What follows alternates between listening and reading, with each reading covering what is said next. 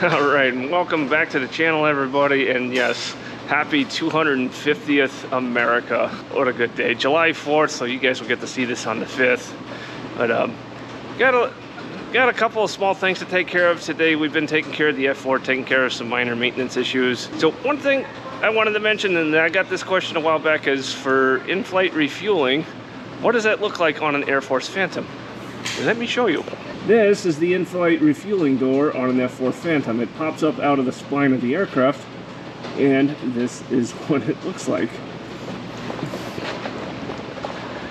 So we just completed a small inspection inside that panel there, which is why the cover was off and why it's popped up in the first place. So everything's looking good to go inside there. So what we are about to do is go over to the Vietnam War Flight Museum, where we got a little bit of a cookout going on. So let's get over there and go enjoy the day. Don't have to work on airplanes every single day, right? All right, we're over here at Vietnam War Flight Museum. We're gonna go check out a few things.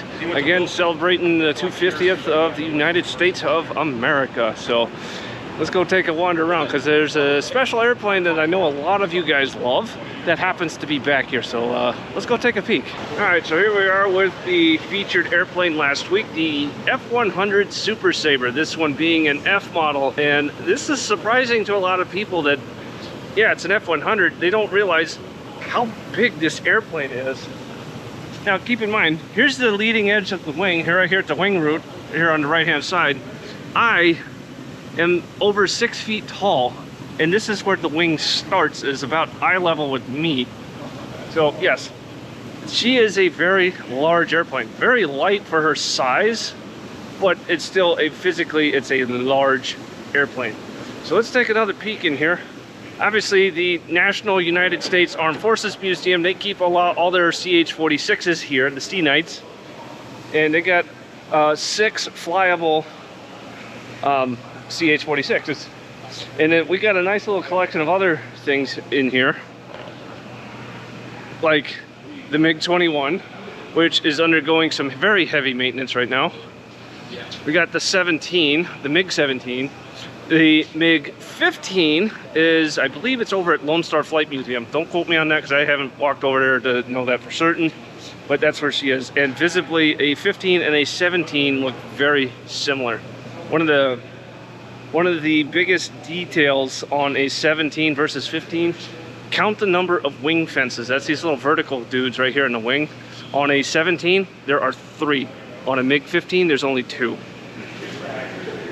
All right, here's the big one. This big hoss. That is an A1D Skyraider, and she is massive.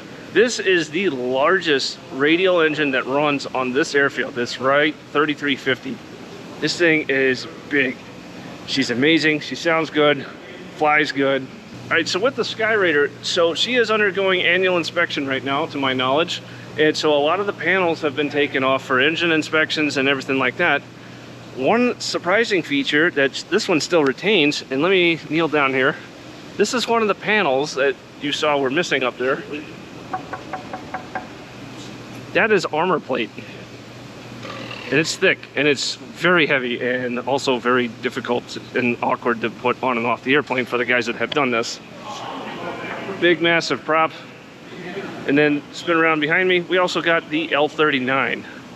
So a lot of cool stuff over here. So as we go through the day over here, I'll film some more stuff for you guys. And yeah, we're gonna have a good day. We got I'm smelling the burgers already. So we're having a good old time over here at the hangar. Like I said, it's not always aviation maintenance here. So it's gonna be a good day. Hey! What up?